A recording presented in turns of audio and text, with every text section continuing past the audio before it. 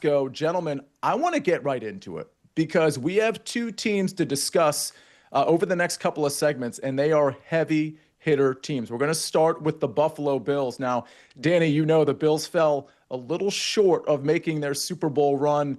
I don't know, maybe they weren't short. It really came down to a first down call, a measurement. With that said, they are third on the odds board, plus 700 behind the Eagles and the Ravens. The Chiefs just trailing the Bills at plus 800.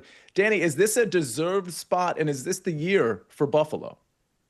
I think it is a deserved spot, and it's curious to see them ahead of their big brothers, the Chiefs, that keep closing the door on them every time they're knocking. But I do think they can build off the success that they've been sustaining as a culture under Sean McDermott. This team went 13-4 last year, and you look at the regular season setup, which we'll talk about more in this segment. I think they can walk through the regular season and potentially have a really strong playoff spot.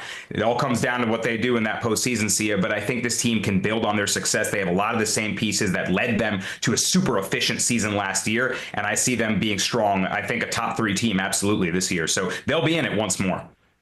Alex, it is interesting to see those odds and to see the Bills ahead of the Kansas City Chiefs. But, you know, at least they're behind the Eagles and the Ravens, which I think is probably the right spot. And frankly, I'd put them ahead of the Chiefs too. With all of that said, do you agree? And do you think maybe this is the year for Josh Allen and the Bills?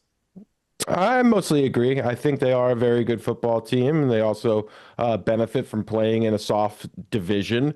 But as far as the Bills are concerned, Danny mentioned that last year the efficiency was off the charts. They were one of only 4 teams in NFL history to average more than 3 points per offensive drive. The efficiency was just off the charts, especially when you consider you don't have a 1,000-yard receiver, and James Cook just barely eclipsed 1,000 rushing yards. So, yeah, Josh Allen was absolutely phenomenal. He cut his his interceptions down from 22 to just 6 last year. So from an efficiency standpoint, it's going to be hard to improve. I think it's going to be hard to replicate just how good they were last year. That being said, I think they're going to be in the mix, but the AFC is absolutely loaded, and it's a murderer's row at the top of that conference. So I think it's going to be tough for them to advance, but they certainly have a shot. Both conferences have great teams, but it does feel like the AFC is a little bit like the NBA Western Conference right now, where there's just a lot of really good teams that all could win it all. Let's talk about, before we get to win totals and things of that nature, let's talk about Josh Allen. Anytime you think of the Bills, you think of Josh Allen, and PropStarz, you mentioned their efficiency. He's doing a lot with his arm, but that Bills run game has been very efficient as well, as you were kind of intimating there. Coming off an MVP season, do we like Josh Allen at plus 600? PropStarz, I'm going to start with you. It's so difficult to repeat as MVP in the NFL, especially when you still have a Lamar Jackson, you have a Joe Burrow, a Patrick Mahomes also to contend with. So Josh Allen certainly deserving last year, but it's going to be very, very difficult. I still think he's a tremendous quarterback. I also want to credit that offensive line was absolutely phenomenal. The Bills had such a balanced attack. Their ability to run the ball and also pass protect was tremendous. So I expect more good things from Josh Allen. I don't know if the statistics are going to be there where he'll need to probably improve upon last year's efficiency to realistically have a shot to win the award. So I'm in on Josh Allen. I'm just not in on him repeating as MVP. Brasco, we know that people in general can be flawed, and that's especially true in this voting system, which is largely built on narratives. When I look at the plus 600, I'm like, yeah, that's reasonable, but I'm also like, I feel like I want to cross Josh Allen off the list because he just won last year, and voters don't like to do that. Also, speaking of narratives, what about Lamar Jackson being robbed of the award? We spoke about how efficient Buffalo was. Lamar's numbers were out of this world, off the charts efficient. So a lot of people still feeling like he should have been the rightful winner. And with Allen winning the award, with all the points that Proppy made, I agree. I don't see a repeat likely. I think the odds are fair, but it's not a bet that I'm willing to make. All right. I'm disappointed that none of you mentioned Jaden Daniels' name during that discussion. But actually, I don't think he's going to win the MVP. Commanders fan here. Okay, so we look through Buffalo's schedule. Danny, I'm going to start with you. You were on the Early Edge morning edition on the SportsLine YouTube channel earlier, and you had a pick on the Buffalo Bills win total. Now, it's sitting here at 11.5, but the juice is, I don't know if it's worth the squeeze or not. It's minus 175. Do you think this is a 12 plus win team? And how would you bet their win total? I absolutely do. You look at the outlay of their schedule. I think it's one that they can really control and start really strong in. So I see this as a 13-win team minimum. I think they can repeat what they did last year. Ravens, hosting the Ravens to open the season is tough, but then you get Jets, Dolphins, Saints, Patriots, Falcons. That's a potential 5-1 start. Early bye, recalibrate if there are any injuries. That's really helpful. Panthers out of the bye. And you look at that Chiefs game, the Eagles game late in the season in week 17, and that first Ravens game I mentioned. Also the Bengals in week 14. Those are all home games. Toughest spots on their schedule will all be in Buffalo. If they've got weather going, that's on their side as well. And we talked about the run game. They can control their destiny behind that ground and pound offense. I think the offensive line will be just as good as it was last year. And if you can control the line of scrimmage, you can control the game. I think the defense looks really stingy. I love Maxwell Hairston, the draft pick there to add to that really scrappy secondary. And that linebacker room looks as good as any. So if they stay healthy, Sia, they got all the pieces at every level to win 13, 14 games. And I would rather take their over 12.5 at plus 125 instead of laying that juice.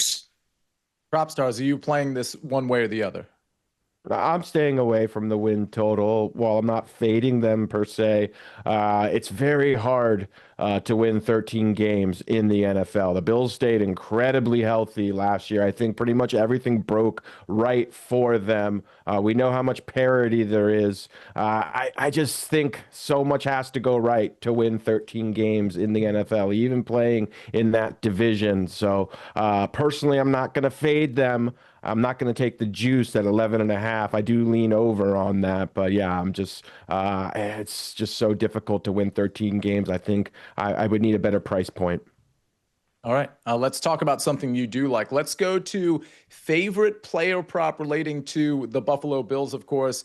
Alex, you are fading a really big touchdown number for James Cook. Yeah, I'm fading a guy that was one of my favorite season-long props going into last year was his rushing line, and we're talking about James Cook. His touchdown line is 10.5.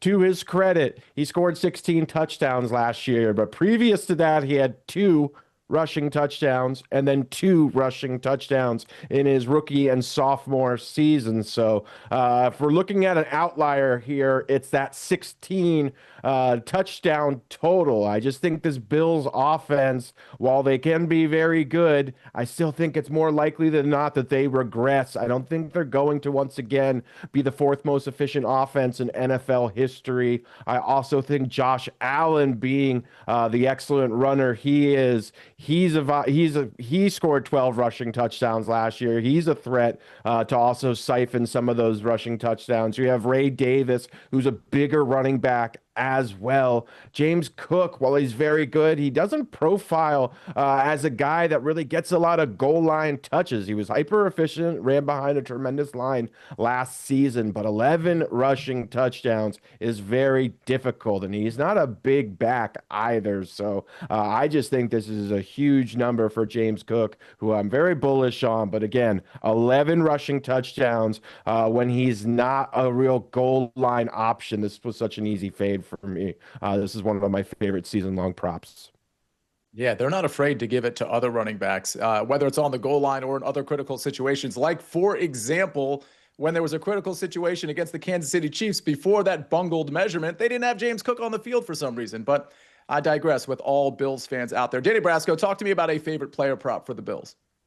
This is one that Proppy will like to hear. I'm going with Khalil Shakir over his receiving yards total on the year, set at 775. Proppy talked about it all season. His efficiency, his catch rate was absurd. More than halfway through the season, he had a 94% catch rate. The guy catches everything that's thrown at him, top tier in receptions per route and avoided tackles per route. So we're looking at a receiving yards total on a guy that isn't known for his deep threat, right? He has a pretty low average depth of target, but the Bills kind of use that as an extension of their run game, those drag routes underneath, shallow routes all day long. And Shakir's there to gobble it up, make people miss, get some yards after the tackle, and be super reliable on those third downs if the run does get stopped. So I think that a lot of the narrative will be, yes, they're going to ground and pound, heavily rely on the run game. They added Josh Palmer. You're going to get some targets to Keon Coleman down deep when they run play action, but Shakir will be there for that reliable target. And I think he can go over this number, which he did last season. I think he can build on that once more, and Shakir emerges as the wide receiver one that he really is.